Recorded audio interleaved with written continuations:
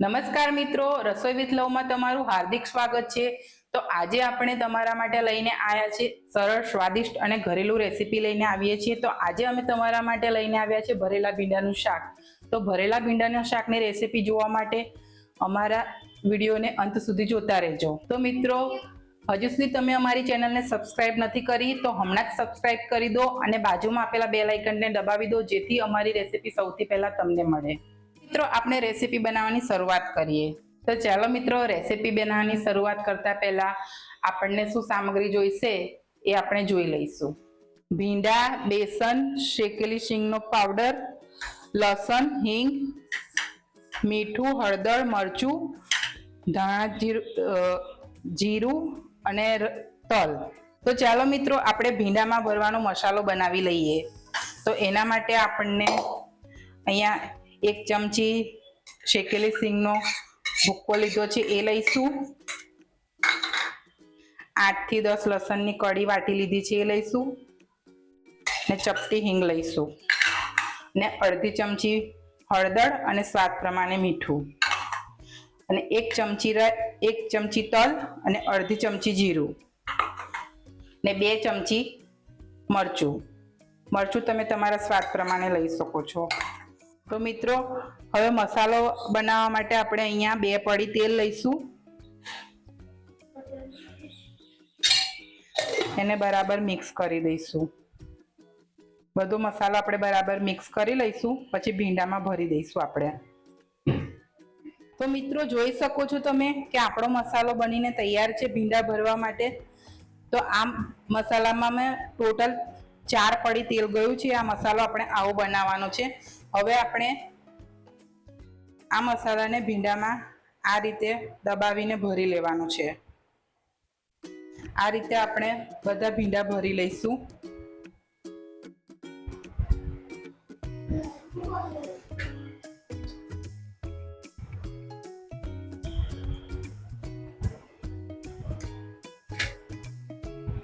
ચાલો મિત્રો, સૌપ્રથમ આપણે કઢાઈમાં તેલ નાખીશું। તો આપણે અહીંયા 4 પડી તેલ લઈશું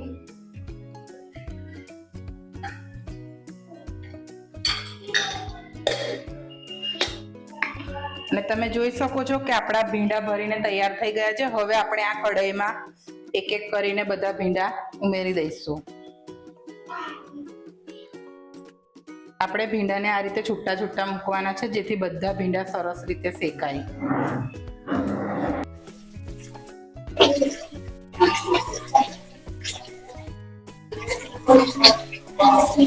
તો જોઈ શકો છો મિત્રો, આપણે બધા ભીંડા ભરીને આ રીતે કઢાઈમાં શેકાવા માટે મૂકી દીધા છે। હવે આપણે એને એકદમ ધીરા ગેસ પર થવા દઈશું ઢાંકીને।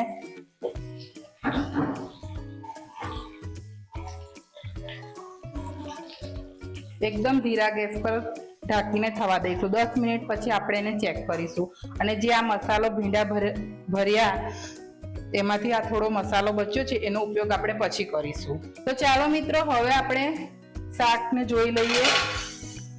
તો આપણા ભીંડા એક બાજુથી થઈ ગયા છે। હવે આપણે એની સાઈડ પલટાવી દઈશું, જેથી બીજી બાજુ પણ આપણા ભીંડા સરસ એવા ચડી જાય। આપણે ભીંડાને આવી રીતે બીજી સાઈડ પલટાવી દેવાના છે। ભીંડાને પલટાવી લીધા છે। હવે જે આપણે આ મસાલો રાખ્યો હતો એના પર થોડો થોડો આપણે ઉમેરી દઈશું। તેલ આમાં ઉમેરી દઈશું, જેથી આપણો મસાલો સરસ ચડી જાય। હવે ફરીથી આપણે ગેસને ધીરો રાખીને 10 મિનિટ ફરીથી આ શાકને થવા દેવાનું છે। તો ચાલો મિત્રો, આપણે શાક થયું છે કે નહીં એ જોઈ લઈએ। તો આપણું શાક સરસ થઈ ગયું છે। હવે આપણે એને ગેસ બંધ કરી દઈશું અને એક બાઉલમાં કાઢી લઈશું। મિત્રો, કે આપણા ભરેલા ભીંડાનું શાક બનીને તૈયાર છે। તો જોતા જ મોઢામાં પાણી આવી ગયું ને? તો આ ભરેલા ભીંડાનું શાક તમે રોટલા, રોટલી કે પરોઠા સાથે ખાશો તો ખૂબ જ સરસ લાગશે। તો મિત્રો, તમને અમારો આ વિડીયો ગમ્યો હોય તો તમારા મિત્રો અને પરિવાર સાથે શેર કરો અને કમેન્ટમાં અમને જરૂરથી જણાવો કે તમને અમારી આ રેસીપી કેવી લાગી।